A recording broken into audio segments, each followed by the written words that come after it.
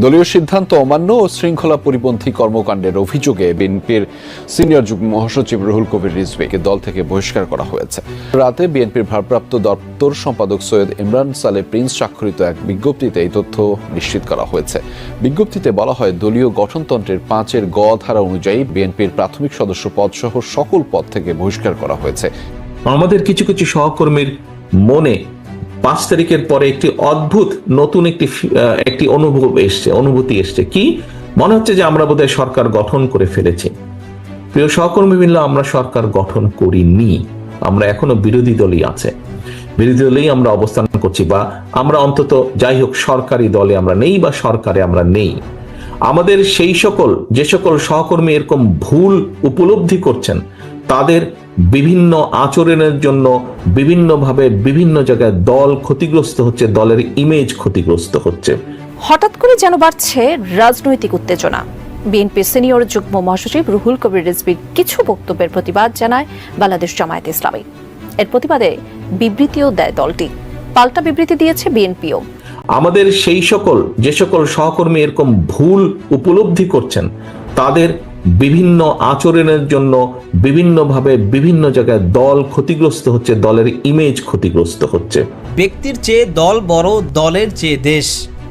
তাই যেই ব্যক্তির কারণে দল ও দেশের ক্ষতি হবে অথবা দল ও দেশের মধ্যে বিভেদ তৈরি হবে, সেই ব্যক্তির বিরুদ্ধে পদক্ষেপ নেওয়া বা সেই ব্যক্তিকে বহিষ্কার করা, এটা স্বচ্ছ একজন রাজনীতিবিদের পরিচয়।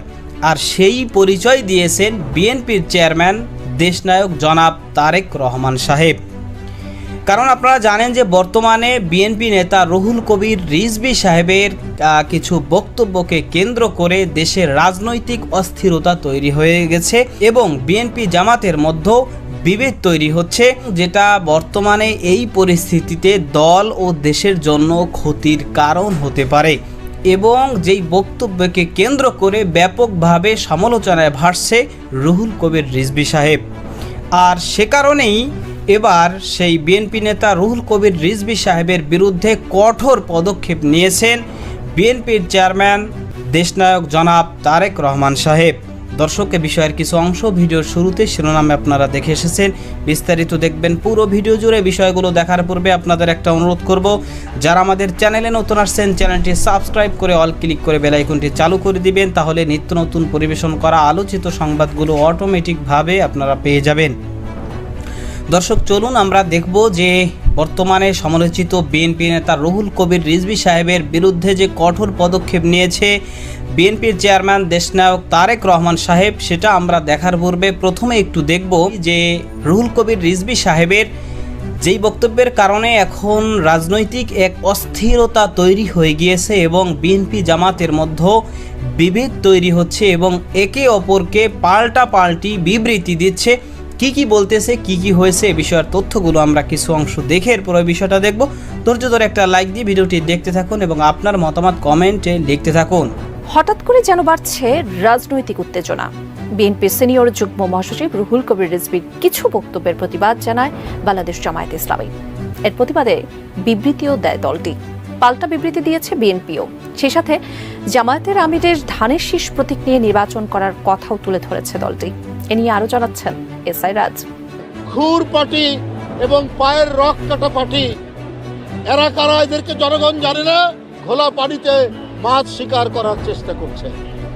আপনাদের ৭১-এর অর্জন কি? আপনারা ৭১-এর বিরোধিতা করেছেন। জিয়াউর রহমান স্বাধীনতা ঘোষণা দিয়েছেন। এই গৌরব বিএনপি, ৭১-এর গৌরব, ৯০-এর গৌরব, এই গৌরব বিএনপি। রোববার রাজধানীর চন্দ্রিমা উদ্যানে সাবেক প্রেসিডেন্ট জিয়াউর রহমানের সমাধিতে শ্রদ্ধা নিবেদনের সময় গণমাধ্যমের সাথে কথা বলেন বিএনপির সিনিয়র যুগ্ম মহাসচিব রুহুল কবির রিজভী। সেখানে জামাতে ইসলামীকে নিয়ে বেশ কিছু মন্তব্য করেন তিনি। রিজভী বলেন, শেখ হাসিনার আমলে যারা দখল করেছে সেই এস আলমের উত্তরসূরি হয়ে ব্যাংক দখল করেছে অনেকে। বড় বড় কথা বলে বিএনপির নামে কলঙ্ক লেপন করেছে। পাড়া মহল্লায় টার্মিনাল দখল, টেন্ডারবাজি সহ নানা কিছু দখল করেছে একটি দল। আজকে বড় বড় কথা বলেন, কলঙ্ক লেপন করার চেষ্টা করেন, বিএনপির নামে পাড়া মহল্লায়, জেলায় জেলায় অনেক টার্মিনাল দখল সহ, অনেক সিএনজি স্ট্যান্ড দখল সহ, অনেক টেন্ডার ভাগাভাগির মধ্যে আপনাদের লোকরা কি জড়িত নেই? আমি সেই রাজনৈতিক দলটিকে বলতে চাই, খুব নীরবে নিভৃতে সব কিছু অপকর্মের সাথে আপনারা জড়িত। জামাতকে উদ্দেশ্য করে রিজভী সে সময় আরও বলেন, আপনারা তো ইসলাম নিয়ে রাজনীতি করেন। ইসলাম মানে কি বারবার মুনাফিকি করা? ইসলাম মানে হচ্ছে অঙ্গীকার রক্ষা করা। বিএনপির সেই ঐতিহ্য আছে। বিএনপি যে অঙ্গীকার করে সেখান থেকে পশ্চাৎপদ অনুসরণ করে না। মুনাফিকি করা? ইসলামের মর্ম বাণিত হচ্ছে তুমি যে অঙ্গীকার করো সেই অঙ্গীকার তুমি রক্ষা করবে, এটাই তো ইসলামের মর্মবাণী।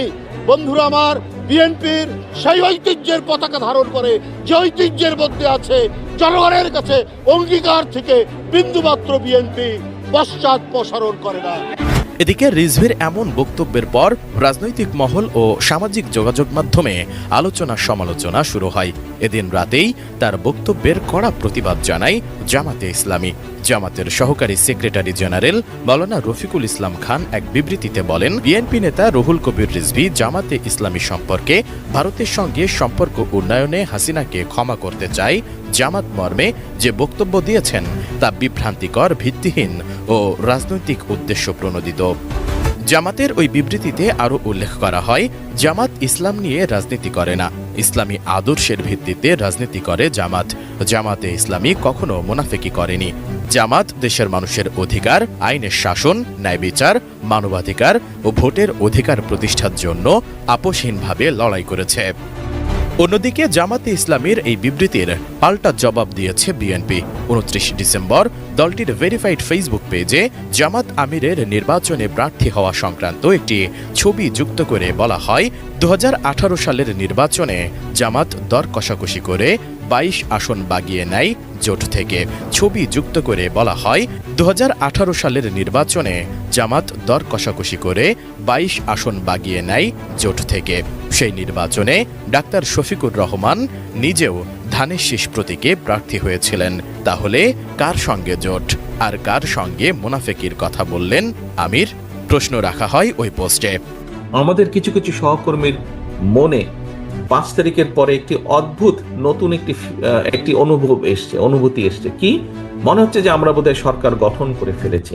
প্রিয় সহকর্মীবৃন্দ, আমরা সরকার গঠন করিনি। আমরা এখনো বিরোধী দলই আছে, বিরোধী দলেই আমরা অবস্থান করছি, বা আমরা অন্তত যাই হোক সরকারি দলে আমরা নেই বা সরকারে আমরা নেই। আমাদের যে সকল সহকর্মী এরকম ভুল উপলব্ধি করছেন, তাদের বিভিন্ন আচরণের জন্য বিভিন্নভাবে বিভিন্ন জায়গায় দল ক্ষতিগ্রস্ত হচ্ছে, দলের ইমেজ ক্ষতিগ্রস্ত হচ্ছে। প্রিয় সহকর্মীবৃন্দ, এর ভিতরে চট্টগ্রামে কিছু কিছু ঘটনা ঘটেছে। আমি কঠোরভাবে আপনাদেরকে আজকে আপনাদের নেতা হিসেবে নির্দেশনা দিতে চাই, আপনাদের সহকর্মী হিসেবে আপনাদের কাছে বিনীত অনুরোধ করে বলতে চাই, দেখুন আপনারা এখানে প্রত্যেকটি উপস্থিত 859 জন প্রত্যেকটি মানুষ, আপনারা এক একজন বিএনপির প্রতিনিধি। আপনারা এক একজন কিন্তু বিএনপির প্রতিনিধি। আপনার এলাকায়, আপনার যেখানে আপনি থাকেন, যেই যতটুকু জায়গা নিয়ে আপনার পরিচিতি, আপনাকে প্রত্যেকটা মানুষ আপনাকে চেনে বিএনপির একজন কর্মী বা বিএনপির একজন নেতা হিসেবে। হলেন আপনি বিএনপির, হলেন আপনি যুবদল, স্বেচ্ছাসেবক, ছাত্রদল, শ্রমিক দল, তাঁতি দল, যেটাই হন না কেন, এন্ড অফ দ্য ডে আপনাকে মানুষ, আপনার যদি নাম হয়ে থাকে এরশাদুল্লাহ, আপনাকে ও বিএনপির এরশাদুল্লাহ, আচ্ছা, এইভাবে আপনাকে কিন্তু মানুষ চিনে।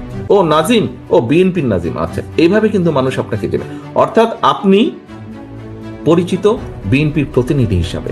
প্রিয় সহকর্মীবৃন্দ, আপনি যখন আপনার নিকট আত্মীয় স্বজনের বাসায় যান, আপনি নিশ্চয়ই আপনার চলাফেরা, কথাবার্তা, উঠা বসাতে এমন কিছুর পরিচয় দেন যাতে সেই আত্মীয়র মনে আপনার সম্পর্কে কোনো নেগেটিভ ধারণা না হয়। এটি নর্মালি আমরা করি না, এটি নেগেটিভ ধারণা না হয়। সহকর্মীবৃন্দ, আপনি যখন এলাকায় পরিচিত বিএনপির প্রতিনিধি হিসাবে, কেন আপনি এমন কিছু করবেন? আপনার যেই কথা, আপনার যেই বিহেভিয়ার, আপনার যেই কাজের দ্বারা দলের ইমেজ, দল ক্ষতিগ্রস্ত হবে। কেন আপনি এটা করবেন? আপনার এলাকার মানুষ তো আপনারই স্বজন, আপনারই তো আপনজন। দুদিন পরে যখন ভোট হবে ইনশাল্লাহ, সেই ভোটের সময় তো আপনি ধানের শীষের পক্ষে ভোট করতে যাবেন। আপনি কোন মুখে তাদের কাছে ভোট চাইবেন? আজকে যদি এমন কোনো বিতর্কিত কথা বা বিতর্কিত কাজ আপনি করে থাকেন, তখন তো সে আপনাকে উল্টা ইনসাল্ট করবে যে ওই দিন এই কাজ করেছিল না, কেন এখন আসছে ভোট চাইতে আমার কাছে? এই কথা আপনাকে শুনতে হবে। আমাদের পক্ষে সম্ভব না। আমরা বিশ্বাস করি না দামি নির্বাচনে, আমরা বিশ্বাস করি না নিশিরাতের নির্বাচনে, আমরা বিশ্বাস করি না ব্যালট চুরির নির্বাচনে। বিএনপি নেতা রুহুল কবির রিজভী সাহেব তিনি যে কথাগুলো বলেছেন, এর অন্যতম একটা কথা কিন্তু তিনি বলেছেন দেশে বর্তমানে চাঁদাবাজি, লুটপাট, দখলদারের বিষয় নিয়ে। তো 5 তারিখের পর থেকে তিনি যে অভিযোগটা করেছেন, তিনি অভিযোগে বলেছেন যে তিনি ইন্ডিকেট করেছেন যে জামায়াতের লোকজন তারা, বা হয়তো অন্য কেউ বলতে পারেন যে তারা বর্তমানে বাংলাদেশের 5 তারিখের পর, ক্ষমতার পট পরিবর্তনের পর থেকে দখলদারি, চাঁদাবাজি, লুটপাট এগুলো শুরু করে দিয়েছে। এখন দর্শক, আপনাদের কাছে প্রশ্ন, আপনারাই বর্তমানে জানেন যে সারা বাংলাদেশে ক্ষমতার পট পরিবর্তনের পর থেকে 5 তারিখের পর থেকে বর্তমানে কারা বাংলাদেশে লুটপাট করতেছে, দুর্নীতি করতেছে, দখলদারি করতেছে, চাঁদাবাজি করতেছে, ক্ষমতার অপব্যবহার করতেছে। আপনারা কাদেরকে দেখতে পাচ্ছেন? কোন দলের লোকদেরকে দেখতে পাচ্ছেন? কমেন্ট করে আপনারা লিখেন। আর এই যে বিএনপি নেতা রুহুল কবির রিজভী সাহেব তিনি যে অভিযোগটা করেছেন, 1 নম্বর অভিযোগ তার যে জামাত ইসলাম তারা দখলদারি করছে, চাঁদাবাজি করছে, লুটপাট করছে, দুর্নীতি করছে বা ক্ষমতার অপব্যবহার করছে। আর আমরা দেখলাম যে বিএনপির চেয়ারম্যান তারেক রহমান সাহেব তিনি নিজেই তেনার দলের কর্মীদেরকে বলছেন যে আপনারা অনেকেই মনে করছেন যে আমরা মনে হয় ক্ষমতায় চলে আসছি এবং ক্ষমতার অপব্যবহার দেখানো শুরু করে দিয়েছেন, লুটপাট, চাঁদাবাজি, দুর্নীতি এগুলো আপনারা দখলদারি করা শুরু করে দিয়েছেন। ওনার বক্তব্যে এটাই কিন্তু তিনি বুঝাইছেন।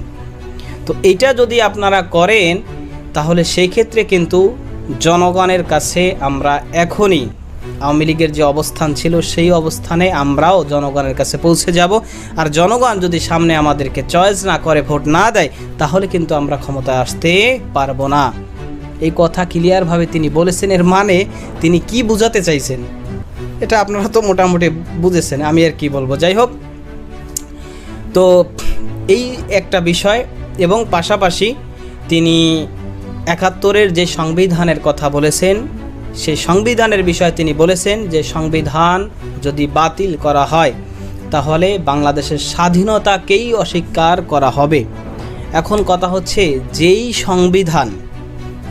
সংবিধান আমাদেরকে স্বৈরাচার তৈরি করতে সহযোগিতা করে, যেই সংবিধান আমাদের দেশকে বিপদের মুখে ফেলে, যেই সংবিধান অন্য দেশের গোলামের মাধ্যমে তৈরি করা বা অন্য দেশের থেকে তাদের নির্দেশে, তাদের পরামর্শে তৈরি করা, দেশের স্বার্থে নয়, তাদের স্বার্থে, তো সেই সংবিধান তো পরিবর্তন করে আমাদের দেশের স্বার্থে, দেশের কল্যাণে, দেশের জনগণের কল্যাণে সবাই মিলে, যারা এই বিষয়ে এক্সপার্ট বা অভিজ্ঞ, তারা মিলে সংবিধান নতুন করে তৈরি করবে। এটাই কিন্তু অনেকে এখন বলতেছেন যে তাহলে বাংলাদেশের স্বাধীনতাকে অস্বীকার করা কেন হবে? তিনি কথা হয়তোবা এই দিক বিবেচনায় বলতেছেন। তিনি নিজেও বলেছেন যে 71-এর স্বাধীনতাকে অস্বীকার করা, সংবিধানকে অস্বীকার করাটা 71-এর স্বাধীনতাকে অস্বীকার করা। কেন? যে সেই সময় জিয়াউর রহমান সাহেব তিনি স্বাধীনতার ঘোষণা দিয়েছেন। এটা জিয়াউর রহমান সাহেব তিনি দেশের জন্য কি করেছেন, তিনি স্বাধীনতার ঘোষণা দিয়েছেন, দেশের কল্যাণে তিনি কাজ করছেন বা যাই করেছেন, যেটা বাস্তবতা তিনি করেছেন সেটা তো ইতিহাসের পাতায় স্বর্ণাক্ষরে লেখা থাকবে, সেটা তো কখনোই কেউই অস্বীকার করবে না। এবং নতুন করে সংবিধান যদি তৈরিও হয়, সেই সংবিধানেও বাংলাদেশের স্বাধীনতার জন্য যারা লড়াই করেছে, যুদ্ধ করেছে, তাদের নিয়ে অবশ্যই সেখানে সম্মানজনকভাবে নির্দেশনা অবশ্যই থাকবে। তো এই কারণে অনেকের প্রশ্ন যে তাহলে রিজভী সাহেবের এত গায়ে লাগছে কেন, এত তিনি 71-এর সংবিধান নিয়ে তার এত মায়া কান্না কেন?